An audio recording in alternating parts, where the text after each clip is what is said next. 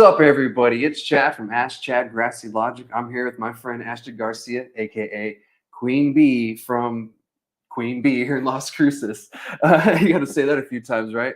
Thank you for joining me today. Yes, thank you for inviting me. Of course, yeah. And today we're going to have a couple other topics, but first we're going to talk about QueenBee Gallery and Collective here in Las Cruces, what they are, who they are, and what they've been doing, because they've been around for a couple years. So without further ado, again, thank you for joining me, and go ahead and introduce yourself. I'm Astrid Garcia, owner of QueenBee's Gallery and soon to be QueenBee's Collective. So the soon to be collective, what does that mean? We are going to open a collective, well, it's a dispensary, of course, but it's going to be a collective of everyone's, and including ours, just connoisseur level meds. We're not going to open with boof. And everything else that everybody else has, because we already, I mean, people already expect that. So yeah, that's what it's going to be. Nice. Yeah, no, it's good to hear that, you know, because a lot of places they're just kind of opting out or copying out to just, you know, make the sell versus, you know, selling something that's, you know, actually worth a shit.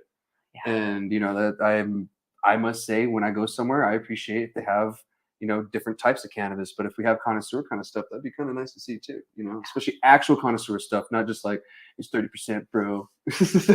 I don't really care about percentage. I'm more impressed with the terpene profile of the medicine and what it's going to do to you and how it affects you versus like 30%. I don't care. This is why you're the queen bee. Yes. So how long has your shop been around? The gallery's been open for 5 years. Super evolved now. We were just I say we because Veronica and Astrid. The two names. The two names. Super small. I thought $10,000 was enough and efficient to open a retail, and I guess that's what I did it with. And that's impressive. You know, it's evolved to a glass gallery now. So it's more well-rounded. It's like a community self-sustainability little hub for everybody. Nice. Yeah. Yeah, I like that. And while we're talking about that, what kind of products do you carry? We carry lots of local heady glass, and just local everything. So I have at least 50 different local vendors, and with it, like, so that makes it like a mini farmers market boutique smoke gallery. Okay. It's just different, you know? It's a different vibe too, especially when you go in, you know? Yes, we support everybody's movement. And so we have so many different mediums of art and different mediums of everything there. And you have a shop dog. Can we talk about that real quick? I didn't bring it up, but I want to talk about the shop dog because he's adorable. That's Toshli. Everybody knows Toshli. If you've ever gone to the shop, yeah, he's the little Frenchy bully. Adorable. He thinks everybody's there to see him. But he's pretty well behaved. He is. He's a good boy. He's you know. A good boy. Yeah. He's fun to hang out with. That's cool. And so when you say heady, you know, for the people who are watching who are new to the cannabis, you know, world or anything, what does heady mean? So to me, a heady is a piece of glass from a well-known artist like Andrew Morris, who's AKM, you know, or Robertson Glass, or there's so many, Rhino, people who are like the Louis Vuittons of glass. There you go. Yes. You know, if people know the artist, they'll go into your shop and be like, "Oh my gosh, you got a Chad Lacey, or that ski mask glass." You know, so I had to become educated in the game, and my brother Jet, you know, Robert Jet, yeah, he's guided me into becoming a beast. You know, and a huge collector. I'm a huge lover. AKM is my favorite by far. Spent the most money on his pieces of glass. And so where did this art gallery thing kind of come about? My mom's an artist. Okay. So I've appreciated art my whole entire life. I collected canvas and glass. Well, now mostly glass, but tattoos, you know, I love art. It's in my DNA. Yeah. You know, and I have a gallery, but you know, it takes like a lot of money to maintain a gallery. Yeah. So I need to use that space efficiently, you know, so eventually, soon enough, Yeah. you guys will see what's going to come out of there. Well, the cool thing about New Mexico, and you kind of joined this, is I don't know if a lot of people know this. In New Mexico, you can normally buy art straight off the wall wherever you go. Oh yeah, every piece of art that's going to be in the gallery is going to be for sale now. Before I was like, no, I'm not selling it. No, absolutely not. It's mine. And they're like, well, why are you having these art shows? And I'm like, because it's my personal collection. But hey, listen, everything is for sale now. Nice. And I have some amazing pieces from amazing artists. Awesome. Like $1,000 pieces. No, I've been in there, and I love some of the art that's in there, even in your office. We were talking about that one time hanging out in there, and I'm like, you pick a piece off the wall, I'll sell it for the right price. Just kidding. If it's Capitalism. I'm just kidding. If it's not for my kids or my mom. Nice, yeah. And if you guys don't know, the shop itself, if you walk in, it has 2 entrances, right? Yes. Yeah, it has the gallery entrance, then it has the shop entrance, but they connect together, so you can enter each. Doesn't really matter which side you enter, and it's pretty cool. They're separate, but they're the same. Walk through the graffiti hallway into the gallery, and then into the other gallery, the glass gallery, smoke shop.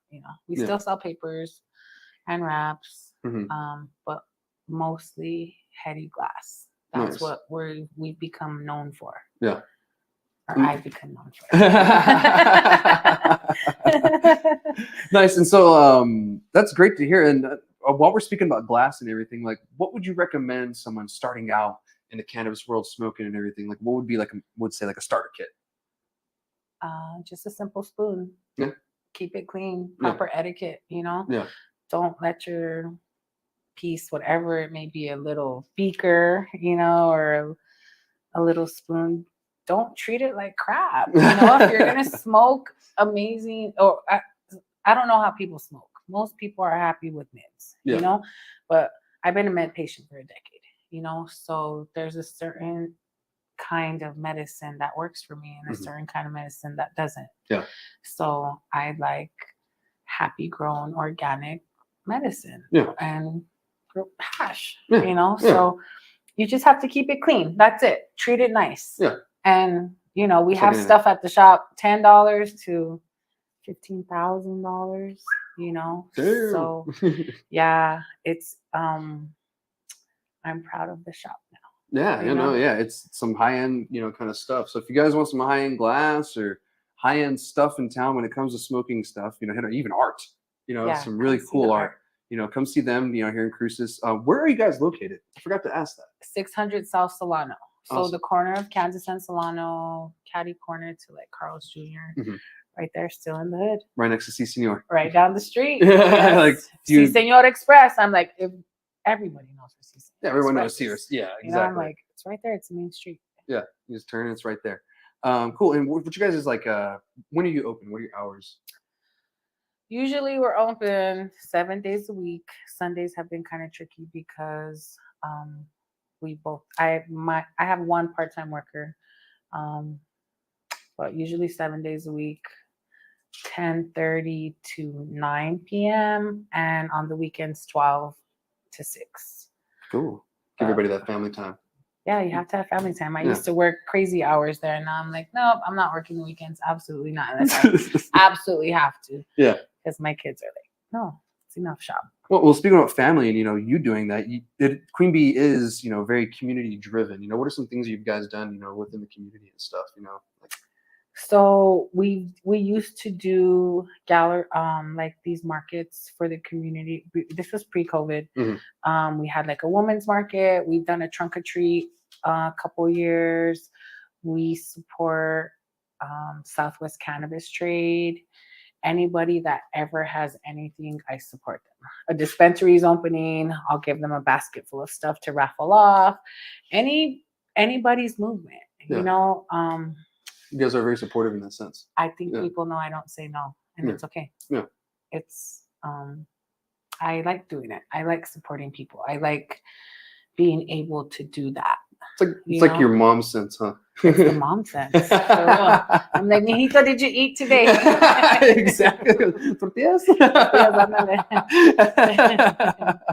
that's kind of like what I get, from it too. But it's great that you're doing that because people in the community need to understand that it is a community. And I'm starting to think that they don't understand that or feel that. plus the artists, like the glass artists, the canvas artists, the graffiti artists, everybody's like, you know, that's their way of eating. So we, as long as we keep our money in the circle, you know, keep our money in the circle. Keep it local. Here, me to you to him before it goes to big corporation. We're doing something right. Yeah, you know, I agree. We're providing self-sustainability for our community. Yeah, I agree. What else? What would we doing it for? Exactly. You know, you get the concept. I get the concept. That's great, and you know, it's great to hear that, you know, more businesses are more community driven. You know, especially in the cannabis world, because, you know, it's so small here. You know, our cannabis, you know, community. It's a little tight niche group. People are starting to be comfortable with coming together now, though, which is beautiful. You know, because before, I mean, of course, before everybody was just scared, but now even like in this industry, it's like we're not scared to come together and help each other out. That's why I want the collective. Like I want my friends who are all manufacturers to make something like amazing that people are only going to be able to get at QueenBee's. You know, so that's what makes it the collective of heady stuff and amazing medicine. I don't want to. I'm a med patient. I don't want to go I don't want to have somebody walk out of my shop and say that was terrible. You know, because I've done that so many times, and I'm like, I've spent so much money giving it, and there's hope. I mean, or thinking there's hope, and then you're like, that was terrible medicine.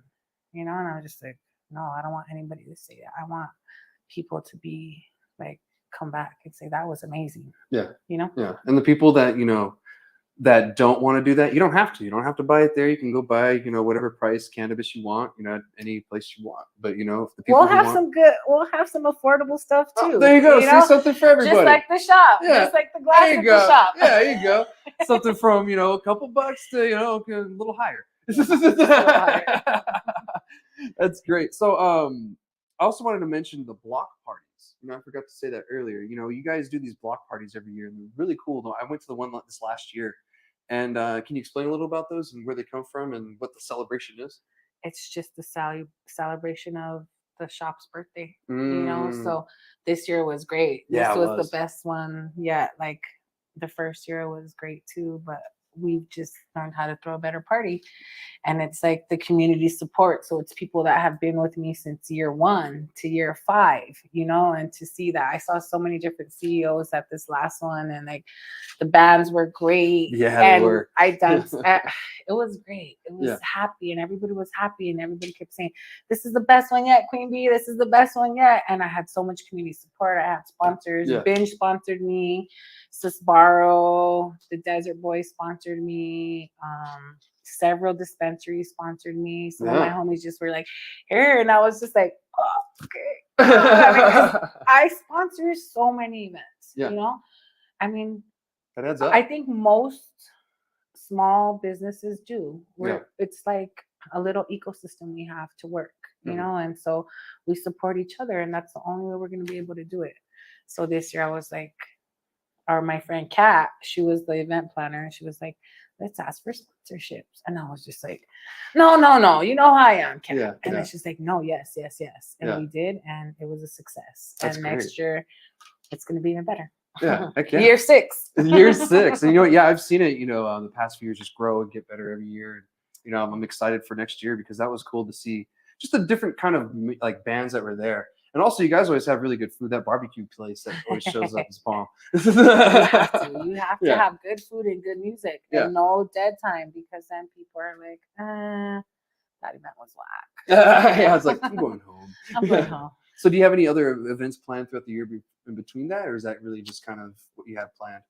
I'm not going to do any more big events until we have the grand opening for the dispensary. Okay. So that will be the next big block party. And then just whatever events come up. Okay. I know we have a sesh coming up, different little things, but yeah, me, myself, one event a year is enough. Yeah, that makes sense. Planning events is very taxing. I can totally get it, you know, not wanting to do so many in a year. I mean, that isn't your job. But it's fun. Yeah, it's is worth it. For that one time of the year, you know, it's one good time enough. Of the year, it's like, the next year, you're like, wow, that was a great party. It was a great time this year because it was around 420, you know, so it kind of stacked up with everything that was going on. It's a good time to celebrate. We have to celebrate ourselves. You know, I think some people, they don't even honor their accomplishments. And Mhm. I'm like, you got to celebrate yourself. Yeah. You know, like we are worthy of happiness. You Mhm. know, like we're worthy of all this good stuff. Yeah, and you've done, all this by yourself, hence the title today, Queen Without Drones. Yes. It's been fun, but it's good to have that. I don't even necessarily know if it's control of your own business or not have like outside. Like if I had a partner, I'd have to ask them, oh, can I go buy this piece of glass? Or, oh, can we spend this on this? Or, oh, like I just ask myself. I have the business meeting with myself. Let me look. Okay, I can. Like, oh, okay, yeah, just do it. That's the evil twin. The Gemini inside me is like, yeah. But it's good. I mean, you've been doing good for yourself, and I'm glad. But what else do you have in the works? You said the collective, the dispensary. Well, what else do you have? Is it some secret stuff? I have to be honest with you. Like that's all I can handle. I'm a single parent. Yeah. My kids like in all these extracurricular things, and one graduates next year, and so on top of owning the business and doing the inventory and ordering everything and everything else. Yeah. I'm a single parent, Yeah. So with the collective, I'll have to hire a team, but I need to build this foundation, this structure, because without that, it's just going to be impossible. Yeah. So I have to be picky and choosy. I have one person that's been with me for a year and 2 people that are going to come from Arizona, my niece. Mhm. And so we're just going to build and build up, Nice. and I don't know, make the hive is going to be with all the worker bees working together for one goal, so everybody wins. So it's not just like, oh, I'm the big fish or whatever. No, I love the community and I love my people. So we all eat. We all eat. Yeah, we have to. Heck yeah, I appreciate it. And I would love to share some of the work. Right. You need the help too. Yes. So, well, I can't wait to see that, the collective come up and everything and go, visit on the grand opening, give you guys some support. So yeah, I really appreciate you joining me today. Yes. Thank you so much for having me. Of course. Yeah. And we're going to keep on with the conversation and everything real fast. Anyway, everybody, QueenBee or Astrid Garcia. So we're going to continue the conversation. We're going to be talking about the CCD real fast. And I guess, this kind of pertains to everybody in the industry because I've been talking about education and the show is educational based. So the Cannabis Control Division has launched an educational campaign for cannabis here around the state. I think that's something really good. They're using $400,000 to do it. And that's quite a bit. So I've heard some of the campaign so far, and it's actually not bad. It's not like they're demonizing cannabis. They're just saying, hey, yes, it's legal. Try to keep it out of the hands of kids. Please don't drive high. Please don't do this. Just the normal stuff. So I think that's fair because people need to be educated. I mean, what do you think about that? Yeah, I feel the same. Like you have to educate people, else people are just gonna. I mean, you can't really overdose off marijuana. Yeah. But it is like if it gets into a kid's hand, of course it's gonna be dangerous. But yeah, you just have to teach people how to medicate themselves. Yeah, exactly. And if the CCD is gonna help with that, okay. But they need to properly educate them, not just like some who knows what they're going to post. Yeah. I mean, they're just started. So far, they have billboards in Albuquerque. They're probably going to be popping around the whole state. They're going to say, drive high, get a DUI. I know. Oh. Drive high, get a DUI? Are you kidding me? They're going to do it. That's what happened in California when California first went rec. And I'm just like, Yeah. And I mean, like, it's catchy, but at the same time, like, it's kind of played out. Let's be a little more clever. Let's not just scare the shit out of people. Let's just not make it a fear thing. Hey, if you're a little too high to drive, it's probably just not a good idea. People don't usually drive high. Yeah, I know. I'm not trying to make a comparison, but like alcohol gives you liquid balls. Yeah. Yeah. Marijuana gives you paranoia. Mm-hmm. Like however you want to see it.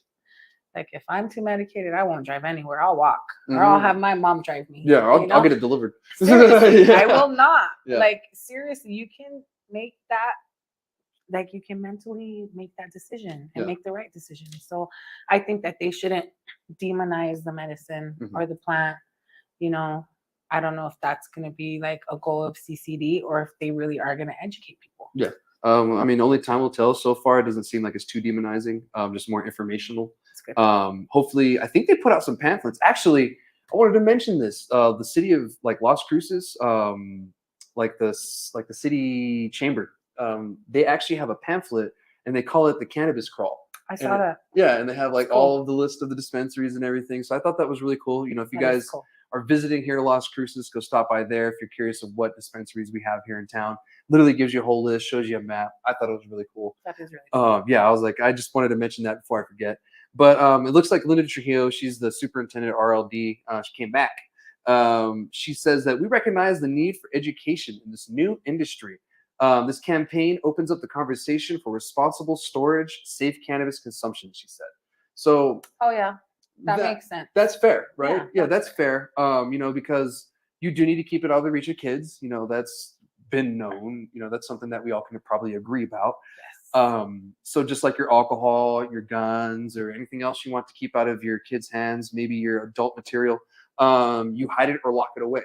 Mm-hmm. You know, and so this is no different. You know, you don't want it to get into the hands of kids because 99% of the time when a kid gets popped with weed, it's because he got it from a family member, be it on purpose, be it they stole it, or be it that they were giving it to them. Yep. It's usually from a family member. And with your help and your guys's, you know, ability to hide things, I guess, we can make sure that kids don't get cannabis. People that don't have kids, obviously, I'm not really talking to you unless you have like live with, you know, kids or nephews or whatever. But, you know, those who do. It's not impossible. Yeah, it's not. You know. Yeah, it's not hard. It's not impossible. You know, just try to keep it away from kids. You know, it's the best you can do.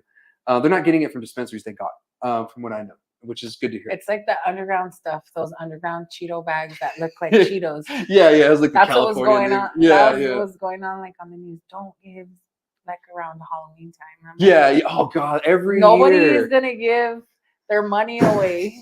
I promise you.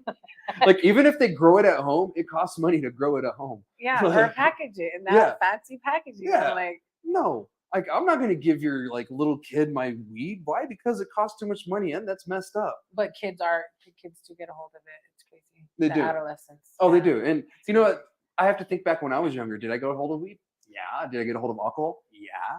You know, it happens. But I stole my first joint from my dad. Oh no! See? Yeah, I was in 7th grade. Oh. That was terrible. Yeah, you know, 7th grade. Well, my dad turned sergeant. My dad was terrible. He was a biker, you know? He was a marihuano. He still is. He's like 78 years old and still tokes, you know? Oh, that's hilarious. And I was like, oh, I'm so proud of you, Mija. And I'm just like, oh, thanks, Dad. You're like, oh, okay, yeah. It's like, this is all you. So I know. I know. And you know what? Maybe, you know, education will help, you know, a situation like that. But, exactly. You know, 11 years old. Yeah. Education. I will. And like, it's just prohibition is the reason why we had lack of education for so long, you know, and it's not really like one person's fault other than the government. Exactly. But you know, he went to where he was all fucked up. I think that's fair. I've been in this situation before too. But these ads and everything to the state, they're going to be on video, TV. I think they're already running on the radio. They're running locally on the radio. I haven't seen any billboards locally, but I'm pretty sure they're going to come down here eventually. Yeah. They started in Albuquerque because it's the most popular city in the state. You know, whoop. So guys, look out, keep an eye out for that. If you want some more educational help, actually the CCD website does have some information. I was looking on there, it has a do's and don'ts, even has for medical patients and rec patients, you know, like what you can do, what you can't do. It's in a neat little cool little printout thing you can have and put it on your fridge if you want. So if you guys want more information, go ahead to the CCD website and you can get more information there. So moving on, we're going to go to the next topic. It looks like New Mexico's cannabis industry has employed thousands, and I don't mean like tens of thousands. We're looking at more about 4,500 people. And this study was done in the end of the quarter of last year. So the fourth quarter of last year in 2022. So this isn't really like to date live information. This is going to be, I would call it a little behind in information, but it gives us an idea of where we're going. You know, 4,500 is a lot of jobs. That is. That's a good number. I agree with it. Yeah. But they better not inflate the state. I know, right? I'm sorry I said it. It has to be said sometimes. It has to be said. Yeah, it has to be said sometimes. Where are all these workers coming from? Are they New Mexicans? I hope they are. You know, Californians? Are they from Washington? Yeah. Well, actually, I have some numbers here. And so that analysis was done then. So at the time, there were 800,000 residents employed in the state. And so according to the Workforce Solution figure that were released in January, the cannabis industry employed about 0.5% of the state's workforce at the time, which really isn't much. However, 0.5? Yeah, 0.5% of the state's. I mean, 4,500 at eight out of 800,000. Yeah, I mean, it sounds about right to me. But yeah, it's a new industry. You know, that was the first year. Actually, it wasn't even a year yet. And that's so a good number. That's a good number. That's only a few months after legalization. So that number is actually pretty good. And now it's probably higher. You know, significantly higher. Because even here they're reporting like we were significantly under like 500 retail establishments when this was done. Yeah, like I was like in New Mexico. Yeah, at the time when this was done. So how many is there now? There's like probably over 1,000. Like last month it said 955. 1,000 open or 1,000 licenses? Like retail establishments. Now the licensing, that's different because some have more retails than there is like the place. 1,000 retail. There was like 988 in last New Mexico. Month. Yeah. There's a lot. And I have to check the numbers, but I'm pretty sure it's over 1,000. I thought we were the poorest state of the United States. You know? Yeah. That's what they say on paper. Yeah. But I don't know. Things are changing, and more shops are opening. Yeah. A lot of people probably bet their livelihood, like on their houses and stuff like that, is what I'm guessing, to make this work. So it's not. You probably shouldn't do that, but they did it. I wouldn't do it. I wouldn't do it either. Yeah. But according to the analysis, 39% were already in the cannabis industry. So that kind of makes sense because we had a medical program first. Yeah. So it makes sense they just transition over. And that makes sense, too, because you're going to have these guys who can teach other people, cannabis etiquette and how to deal with patients and then how to deal with regular customers, too, as well, et cetera, et cetera. So that's cool. And that kind of made sense to me. 25% had unreported wage records, meaning they just graduated like high school, so that they never really worked before. So they're getting some freshies, right? Hey, it's good though. Yeah, exactly. Train them while they're young. This is where your question comes in. That means it came from another state. So I would say about half of that, maybe, just to give a good number, would probably be who came from out of state. So it's good to see that 39% were already here, but there's still quite a bit of people that came from out of state. And then 35% came from other industries with trade, meaning like transportation, utilities. And they were leading the way at utilities actually was leading the way at 11%, and leisure and hospitality at 8.4%. So if they worked at like a hotel, or something like that, and they came over to the cannabis side, 8% of them came from there. So that also means that they came from the state. So it's good to see that only a certain percentage it came from out of state, which I figured was going to be the case, but I wish it was a little lower. I think they need to update that number. Exactly. And now that could be higher, because we're significantly different now than we were last year, a few months ago, actually. There's big corporations here from out of state. Yeah. The only problem, though, is they did report that the cannabis industry is paid less than the other industries that we were talking about, like the leisure industries and the transportation industry. So that's one thing that we have to keep in mind, too, is that, a lot of the time they get paid $15 an hour, but these other industries that some of these people left are getting paid less now. So the cannabis industry, we still got some growing to do, Hey, it's just the beginning. Right. It is. It's just the beginning. It's only been a year. So I'm curious to see what the analysis at the end of this year will say once it comes out. So we'll see. Moving on. I'm going to go to the last topic here, and already chewed everybody's ass out about this already earlier in the week. Las Cruces City Council voted to keep the 300-foot buffer. And what that means is that we have a 300-foot buffer in town where you can't be 300 feet from another dispensary, a school, residential area. And it's certain residential areas. It's not like, every residential area. They have different levels, I guess. However, there's a workaround for that. They have the special use permit, which is a pain in the ass. And I think you could probably talk a little on that, huh? Should I talk? Yeah. Yeah, go ahead. So I'm not happy I had to get a special uses permit, but I get it. Being native New Mexican, Texas applied 9 days or something prior to me, and they got their business license, you know. So Mhm. I had to get a special uses permit. Yeah. It's not cheap for Yeah. one, and I've been waiting for a very long time. Yeah. You know, so yeah, it's a pain. I should have went to the meeting. I was one of the guilty ones that didn't go, you know. But She took the ashtray very well. I was like, oh no, it directly affects me. But it sucks, to say the least. You know, they won't give a native, whether money talks. That's all Yeah. it is. You know, at the end of the day, New Mexico hasn't put a halt on licenses or who can get licenses, and they're allowing anybody to come from any other state and come in to take a part of our economy, you Mhm. know. And I believe that we should keep our money in New Mexico. Yeah. You know, like we're already one of the poorest states, or however they say it in Yeah. their statistics, you know, but One of the poorest, yeah.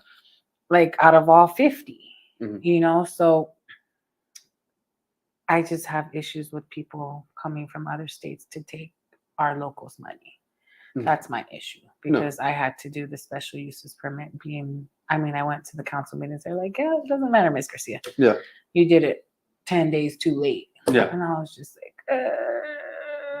And But- you're not the only one that's dealt with this. There's been a couple Yes, people who've been so pushed out many. of town. And, you know, Yes. people that grew up here, born here, went to high school here, been paying their taxes here their whole life. They've been pushed out of the industry or even town. They've had to go outside of town or outside of the city limits to, you know, open up shop. And luckily you haven't had to do that. Yeah. And I'm glad you're able to stay in town. Yes. But this rule right here, yeah, some people have argued that it protects, you know, the local business people, but actually this rule has hurt more local business people than it's actually helped. And I think that's why the city council wanted to vote no on it, but there was so much opposition that I believe that changed their mind and they voted yes. And it barely failed. It wasn't like, you know, it was like a 6-1 vote or anything like that. It was like one vote. I think it failed. And so this is just a prime example of that. This rule right here has done more harm than good. Yes. Because we were going to have the bubble regardless, and they already have a special use permit. So there's dispensaries that are right next door already. So if it was being fought, they're gonna give it to you. They're just gonna take your $600. Exactly. And so you have to pay for this. You have to pay for this. So it's not $35. It's $635. Yeah, exactly. Like, I'm like, and I think that, you know, some of the city councilors probably agreed that, okay, this is very unfair. You know, we should vote it no. But there's so much opposition, and that's why even showing up if you don't agree with it is important, because you're giving the government input. And I'm telling you that because that's the way our government works. Do I just do I agree with you? I probably won't, but that's okay. You won't agree with me either.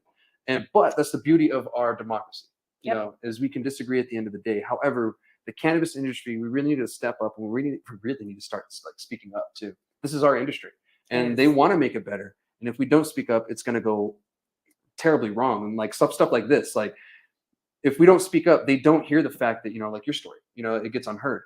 And they don't get to hear that side where, oh, okay, well, there's some bad that actually this rule has done. It's kept a lot of locals out, and it's allowed out-of-state entities from Texas and other states to come in because they have the money, and they can open up shop before the local New Mexican can, and, you know, kind of drive them out that way. So this rule has driven out more local New Mexicans than keeping the rule. So I really don't know like what else to say on it, and that's just my take. I think we're gonna have to get a lot of people to go down there to push for it. Oh, I agree. It's gonna be power in numbers, and because this is the second time, right? Or is this the third time? Second. We're probably gonna go the third this fall. Yeah. So let's get out there. Yeah, and we have time to assemble. Assemble. What I sound like the Avengers. Hey, let's all get together. Yeah, you know, we have time to plan, but I think this rule does need to go away eventually. It's unfortunate that, you know, a bunch of people that wanted to get in the industry who are from here, who grew up here, just were unfortunate, and, you know, like you, just bad timing, and, you know, end up having to pay a lot more money because we're not made of money in the cannabis industry. And a lot of the times when you tell people, oh yeah, this is for cannabis, they raise the price 700%. 750%. Yeah, like, yeah, exactly. It's like crazy. It's not even that bad, dude. It's a healing plant. Yeah. It's a healing plant. Yeah, and it's like, we're not made out of money, man. So one thing I do want to say is, just to keep this fair, that the opposition, their worries were that businesses were going to be ran out of business, you know, like local businesses. There's going to be kids getting access to cannabis more. There's also violence has to be thrown out. Yeah, Kids aren't even allowed to go in a dispensary. I know, not even with a parent. It's like you can, like, if you have a parent, you can go to a bar with your guardian. Did you know that? Wow. You can go up to the bar. You can't sit down at the bar. You can go up to the bar if you had a parent. Yeah, when I was a bartender, I had to deal with that. Yeah, I was a bartender for a while, so I know that role at least. But yeah, that's one of the worries. Another one is property values going down. However, all the studies that I've found and read throughout, whatever, even recent ones to past ones, they're kind of mixed in the results. However, in the United States, it seems that the property values go up, but in Canada they go down. But it's Canada, so I mean, I can't really say it's too much. It's gone up. Rent's gone up. Yeah, everything's gone up. Yeah, my property values have skyrocketed. And the last year, it's ridiculously crazy. Yeah, and so that was some people's concerns. Another is that crime is going to go up wherever the dispensaries are, but there's really no studies backing that information up either. It's more of a fear. And the only way that we're going to know if any of these are true is if we actually allow the industry to do what it does. Then we can figure out, okay, this is going on. How can we fix this, or what do we need to change? But all of these are just fear-based, from what I've seen. A lot of it is like, well, I haven't seen any of this happen. Like that's how they control the people with fear. Yeah, exactly. And so that's one thing I feel like is happening. So don't be afraid, guys. Like, let's have a conversation. Let's open it up. But at the same time, think about the people that are affected by rules like this too, not just the people that are going to be affected without it. Like we already know what it's like to have this buffer. We don't know what it's like to have it without it. And we know that it's just not something good. So anyway, that's all I'm going to talk about it. I'm going to stop beating the dead horse with you guys and stop chewing everyone's ass out. It's come to the next meeting. Yes, come to the next meeting. We need as many people as possible. I don't get paid to go to these meetings. I'm there for free. That's why I couldn't show up this past time. I had to work. I was actually on set, a movie set. So the film. I was working. Yeah. So this is one of the few times I could have go. I was like, well, I actually need to get paid. So, but I could close the shop whenever I want. So that's just an excuse. There you go. See, I'm going to get the next one. For sure. Hey, you're taking responsibility, and I appreciate that. So anyway, guys, that's everything I have for this week. Astrid, thank you so much for joining me again this week. It's been a pleasure. Yeah, you did amazing. So again, guys, I'll see you again next week with another episode of Ask Chad Grassy Logic. Follow us on all our socials and stuff, and I'll see you next week. All right.